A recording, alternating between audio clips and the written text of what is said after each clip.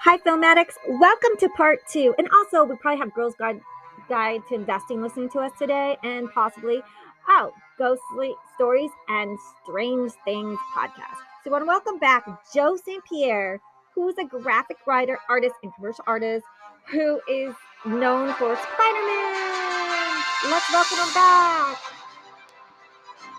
Welcome back to the show, Joe St.Pierre. Thank you. I love that music. I feel like I should be coming in like floating on a comet or something like that. So cool. Yeah, we got to have superhero music for a graphic writer, artist, commercial artist, and also the owner of publishing company Astronaut Inc. And we want to remind everyone, Joe has illustrated characters on Spider-Man from Venom and to Fabian Castillo. So we're going to talk about those in this section. So everyone listening, we're going to finally get to Joe's penciling Spider-Man and Venom and all the stuff. And then part three, we'll probably talk about his publishing company and his sold out, right? You sold out and you've sold over 2 million comic books. Hello. Hello. Someone send me some money and buy my children's books, right? And they're all in my closet. I bought them all myself. Yay. Okay. So we were just finishing up talking about our favorite directors, and you love David Lynch, and really the Elephant Man, and then we talked about Apocalypse Now, who the writer of that. Francis Ford Coppola. Yeah, amazing. We do talk about Apocalypse Now a lot. Even me as a female, a girl, if you're allowed to say that, I'm an older generation. That's my heritage. That's the way we talk. So please let me, it's a two-way street. Love and kindness, two-way street. I respect your stuff. Please respect mine, because that's how I was taught for over so long. So yes, and I have to give credit where credit is due. John Milius is also the writer on Apocalypse Now, so I missed him, and I apologize to John Milius. Yeah, and then co-writers. So because I want to ask you, so your favorite directors, how did you start learning to storyboard, and does directing help you, or like how do you pick, like when you just have the eyes only, or you choose like the whole body, or like how do you storyboard, like do you have a process? A lot of that was instinctive. Like ever since the day I was drawing Super Clown and Space Goof, I kind of just instinctively kind of broke that stuff down and learned on the job, so to speak. I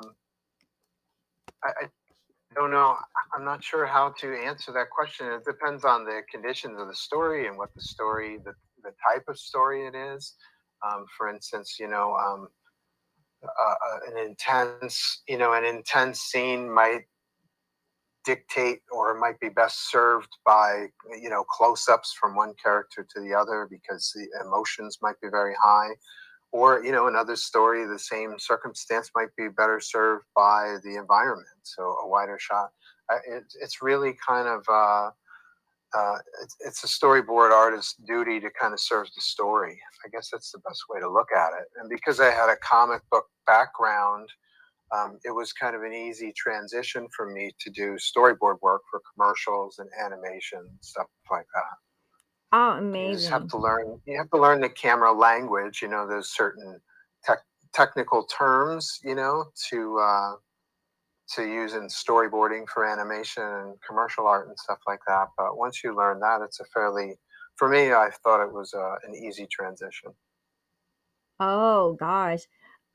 Yeah, and I have a question. So you went to college and you went to this amazing top school in New York. And then so what was your first job? Like how did you get to Marvel? So we can talk about your penciling. How did we get to Marvel? Yes, how did we get to Marvel? Let's skip to Marvel. Well, I started at a company called Valiant, which was founded and started by many Marvel Comics alumni, a gentleman named Jim Shooter, and another person named Bob Layton, who did a lot of Iron Man work.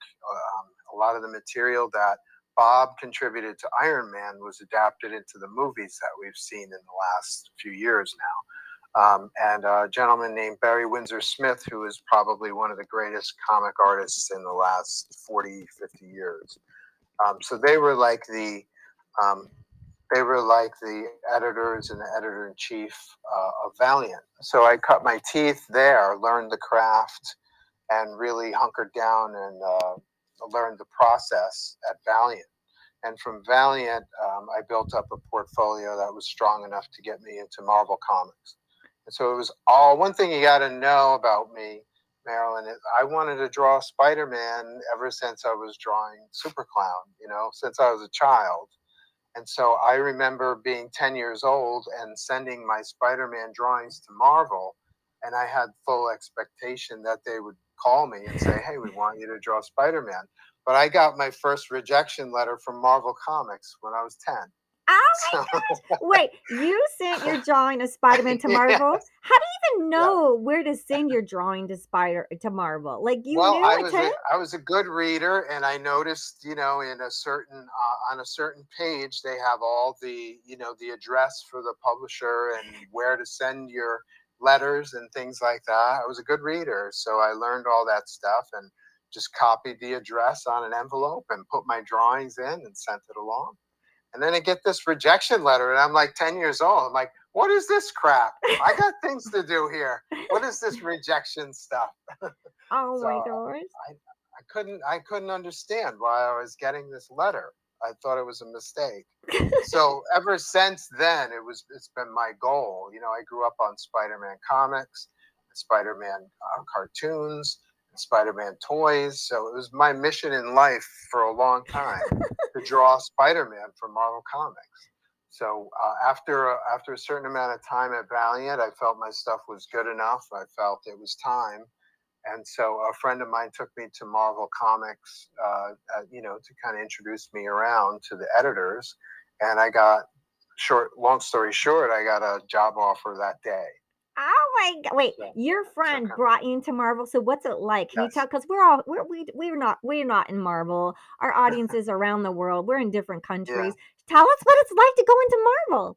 Yeah, well, it was kind of fun actually, and granted, it may be different now. They've moved since then, and they have different staff than when I first cracked the industry.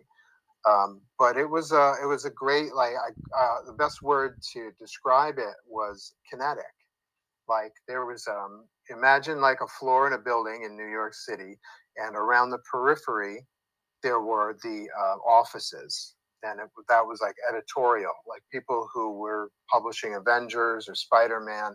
Each editor who was handling, say, there was one editor that handled Spider-Man, and then there's another editor that handled the Avengers, and there's another editor that handled the X-Men, right?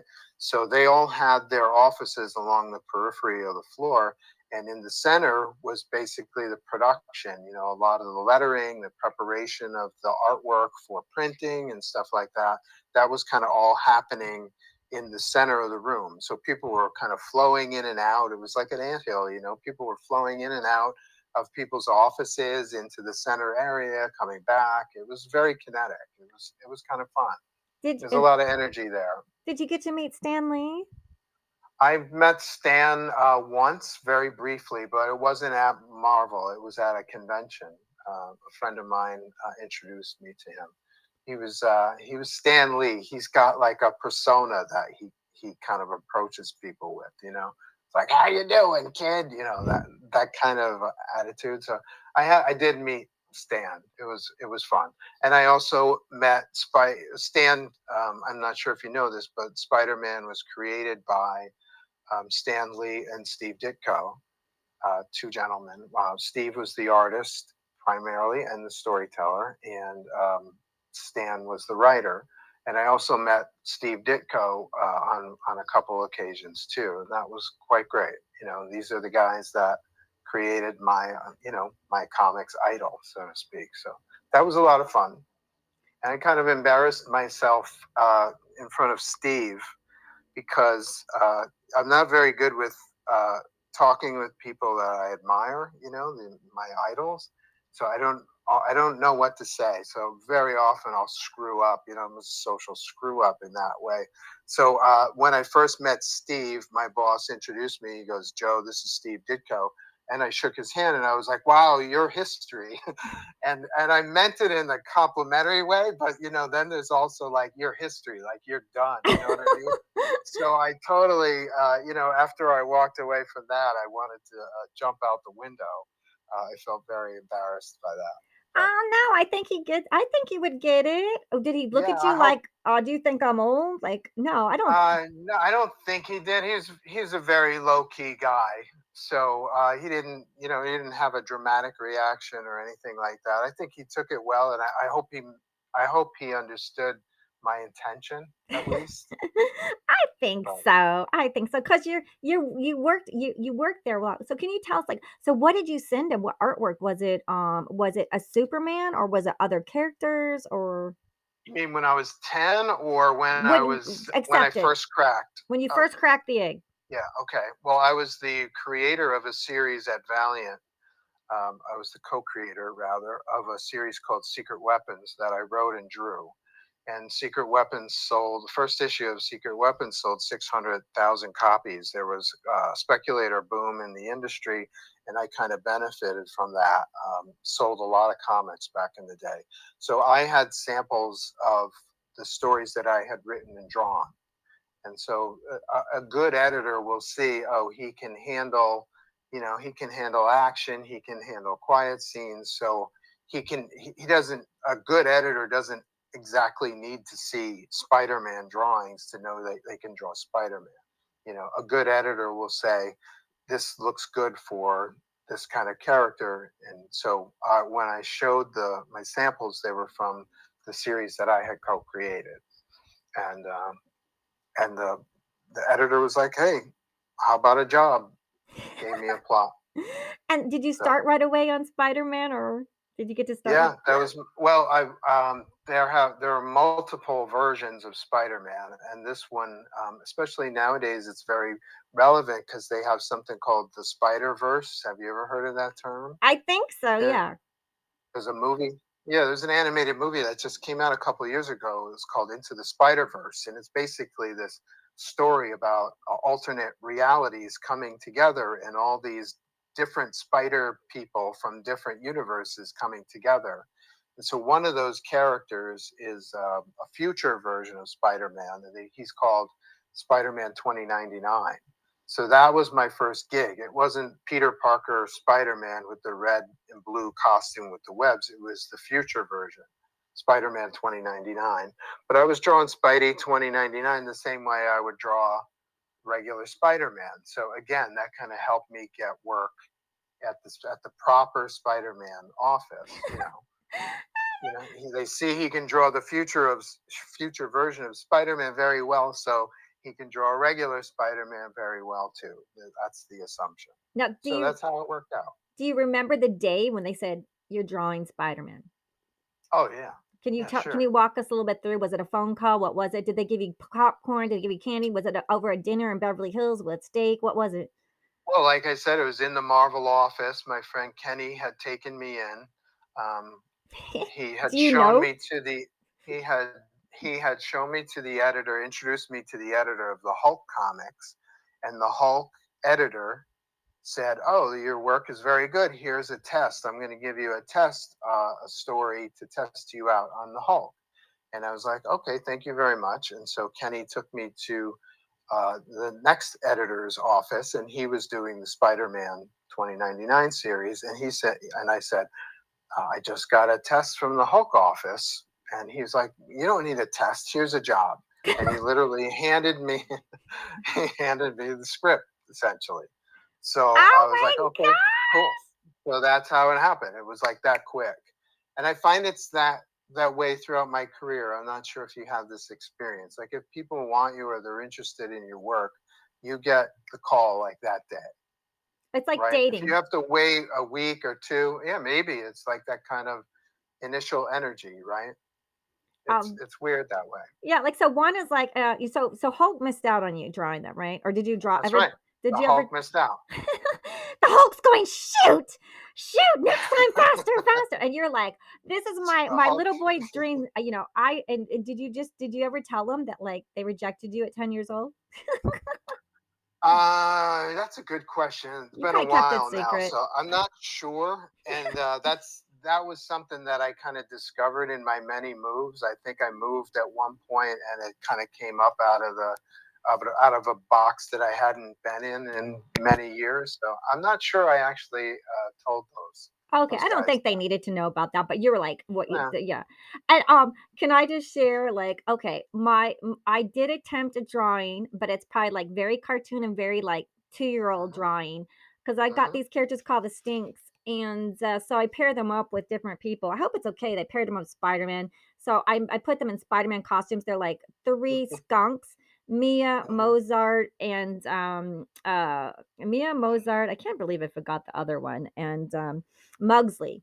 And so they're in Spider-Man costumes and they fight the bad guy. And I made a little video. And TikTok likes those because like everyone's like, can you show us something from your audio? So I tried Hmm. like drawing. I did my best, but it's like very color book drawing. And I did do my first official, attempt of a two Hmm. year old's drawing at Spider-Man. It was kind of fun because I made up my own character. There was the bad guy and he has Hmm. code plumbing and they had to like help. And I just made, because I just learned editing and it takes so much time and so long to do.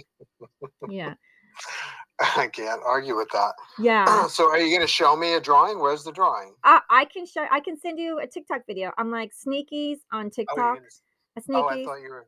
Okay. Yeah, Should I look I online? yeah, my TikTok is Sneakies, and I put them on there, and I'll show it to you because I also did a little drawing with my friend Jeffrey Kramer. He sent me like a Thanksgiving of a turkey swimming in the ocean with Jaws about to get him. So I go, well, what kind of card can how can I beat a card when he gives me Jaws? You know what I mean for Thanksgiving. Yeah. So I Yep. drew the skunks, Mia, Mozart, and Mugsley. They're fishing with French fries, and they try to lure the fish with the French fry, and then Jaws comes out. How do you spell sneakies? I want to see this thing. Where is this? Sneakies, like Sneakies. Well, because Okay, my sneakies. author's name Yeah, is of Sir Herbert course. Sneakies, Sir Herbert Sneakies, so Sneakies for short, and they blast Jaws with their stink bombs. Oh, great. Yeah, yeah. Let's have a look. Y- Let's have a look. Okay. And where are the sneakies in this mix? How far do I Oh, have to probably go back. scroll? But we got like 15 minutes left, but I want to get to how you started your own publishing company and Oh, your okay. books because it's all about you right now. It's all about you. Okay. But I just want to tell people how hard it was. And I was doing it with a injured hand, and I'm not really a drawer, but sometimes people like when you write children's stories, like, can you show us some art? But the kids just wanted something to see from always just Hmm. listening to audio. And I'm like, I'm working on the visuals. Maybe a studio will say yes. I'm hoping for my yes soon that they will Hmm. turn an audio. But okay, so you're at Spider-Man, you're having the best time of your life. Like, did you celebrate? Can you share us what did you do for fun? Like, oh my God, I'm drawing Spider-Man. Did you get all your boys and your friends and your moms go out on like a yacht and do something? Did you do anything wild to celebrate? Yeah, I probably got loaded and fell down the stairs and ran on the subway tracks. You're like, are your hands? Do you insure your hands? Because my right hand got injured from a dog attack. So, and now I had to learn Oh, how to draw with like hurt hands and fingers. So, do you have your hands insured? You should probably insure them. I hadn't thought of that. Now you're making me nervous, No, no, no. frankly. I'm just So, saying, because like is something gonna no, happen to my no, hands? no, no, no. The ghosts are protecting you in Salem. No, That's but right. but That's right. yeah, I I got good mean, spirits. yeah. So I'm gonna ask you. So you're at Marvel. You're doing Spider Man, and you're like the number one. Like when I say the number one penciling penciling of the most issues because you're that good, right? Well, I penciled the most number one issues, which means that a lot of people like to start reading their comic books with the first chapter. I wasn't like that as a kid. I just picked up comics and read them randomly. But a lot of people nowadays are impressed by a series and they'll start it with issue number one. So I use that as a selling point because I did a lot of mini series and a lot of special comics with Spider Man and with his cast that all had number one comic books. So that's appealing to certain comic fans in the industry nowadays. And Oh, that's how I kind of broadcast. I broadcast my street cred you got street in cred. a fast way. You know, when you're at a convention and there's 10 to 100,000 people walking by your table, you need to kind of grab them. You know, you need to, if people aren't there to see you specifically, they're impulse buyers, right? So I need to appeal to as many people as possible. So when I tell people that I drew Spider-Man, they're that that gives me a certain level of credibility in the fan world, right? And when I tell people I've drawn the most #1 issues of Spider-Man, that gives me that extra level of cred, right? So And you got that's cred. kind of how I use the phrase. Yeah, perfect. And you sold over 2 million comic books, and you've done Marvel, Yes. DC, Image, Valiant Comics. You've also worked for clients MTV, Capstone, Discovery Channel, Nickelodeon, hi Nick, Warner Brothers, Cartoon Networks, all the people that like I would love to meet, right? New York Mm-hmm. Times, the Wall Street Journal, Mm-hmm. Sony, PBS, The Amazing Kreskin, and Activision. And so let's get to like, okay, so your publishing company, when did you start your publishing company, Astronaut? And let's talk about some of your properties, Blue Blood, Megahertz, and the sold out new Zodiac. Uh, well, unofficially, my first creator-owned comic book was in 1997. I did that through Image Comics, which is the third largest publisher of comics. And Image was a creator-friendly comics publisher. They would publish your books, and unlike Marvel or DC, you could retain ownership of your characters. If you work for Marvel or DC, you create unique characters for Marvel or DC. You don't own them. Marvel or DC, the publisher, owns the property.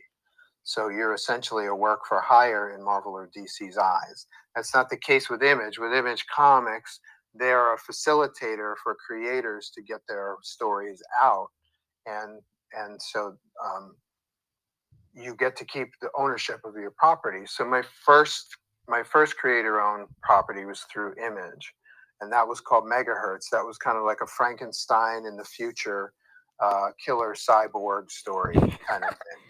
And it was actually very, very prescient. Actually, it predicted a lot of the things that have happened in the U.S. in the last 4 to 6 years. It's pretty crazy. Oh, are It predicted.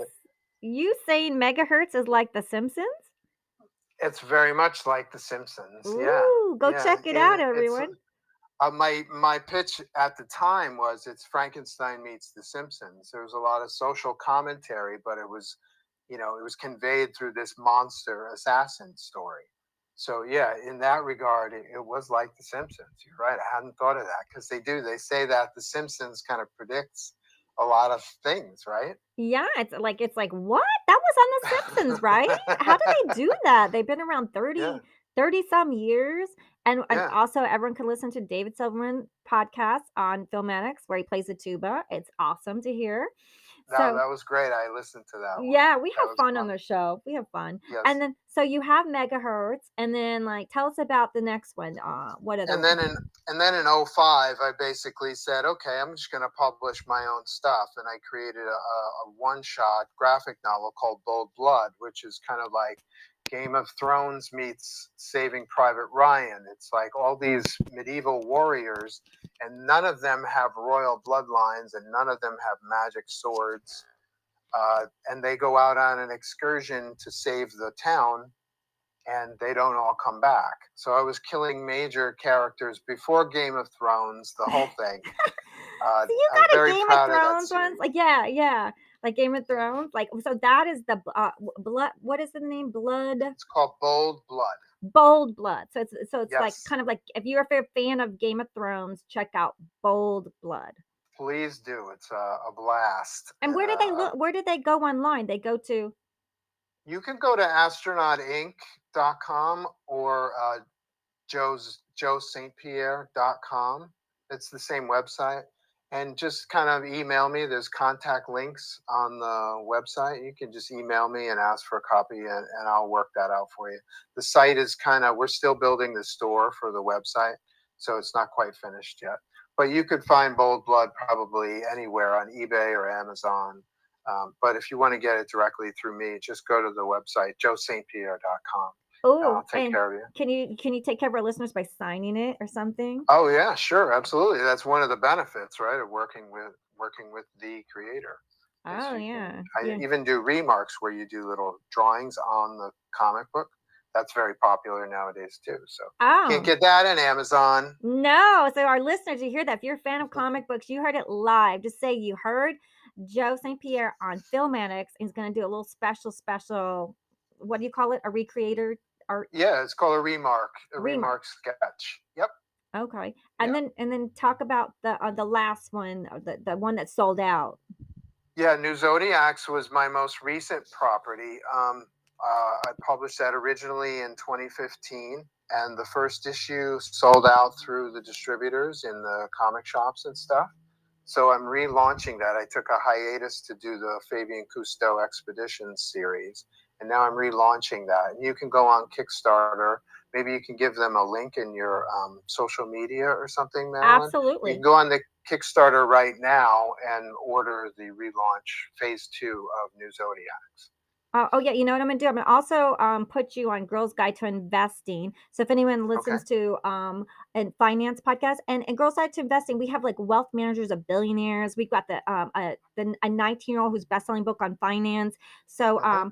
do check out that one if you like that, and support his podcast. We love it when people support. And if you like, subscribe, give us 5 stars. You want to donate, the links are in below. We always appreciate that. And anything else you want to tell us? Like what's new on the horizon for you? It's such a pleasure to be here. Thank you for inviting me, Marilyn. This is a new thing for me. Well, the new Zodiacs is loosely based on the signs of the zodiac, right? So, the overall concept of the series is that there are 12 characters who can channel the cosmic energies of the zodiac. And right now, if you go on the Kickstarter, you'll see the first one, Aquarius. But I'm going to roll out. I'm going to roll out a graphic novel for each of the signs. So we talked about this in the previous episode. The Pisces character is Ghostbuster. She communicates with the dead trapped on Earth. Her name is Cricket, and she's the new Pisces. And her graphic novel will come out in the fall. So if you contribute to the Aquarius Kickstarter, which is live now, I'll send you notifications when the second volume comes out, which has Pisces in it. Oh, and I want to tell everyone that Joe is also the co-creator of the Fabian Cousteau Expedition series, published by Simon and Schuster, and the fourth Ow! volume, Hawaii's Sea Turtle Rescue. It sounds so cute, and yeah, because I have Charlie the Dolphin Adventures, super cute. So I love underwater. My dad was a diver his whole life, so that Oh, sounds no so kidding. cute. Well, we're gonna invite you back because we have so much to talk about, like, I mean, this is amazing. So Joe, can you just say your social media and your website so our listeners can just keep in touch with you? Sure, just go to joestpierre.com and all the social media links are there. Facebook, Twitter, email, Instagram. I'm all over the place. So that's joestpierre.com, and his website Hmm. is astronautinc.com, Hmm. and also pop art properties. So, like, maybe some of our director producers come on the show will say, "Hey, Marilyn, I really like Joe. Oh, let's make a series with him." I'm like, "Yes, let's do it," because he's got amazing film franchises, and you have lots of IPs ready to go, right? I really do. I really do. They're ready to go. There's And at least 7 of them now. 7 IPs, you hear that? Hmm. So, hopefully, manager, producer, director will call you or call me and say, "Hey, can we make an introduction?" I'll say, "Absolutely." Want to thank our listeners for coming back for part 2 and listening to us weekly, making us a hit podcast. And that's why I keep bringing amazing writer, director, producers like Joe St. Pierre. So fantastic to meet you. Thank you for sharing your wonderful story about Spider-Man and all your creative endeavors. Wow. I had a blast. Thanks. Look forward to chatting here again. You're welcome. Thank you everyone for listening, and talk to you next week. And thank you if you can subscribe, hit the 5 stars. If you'd like to donate, buy me coffee, Sneakies, or PayPal anonymous content. Thank you, everyone. Have a beautiful week. Until next podcast of a writer director, you're gonna love it.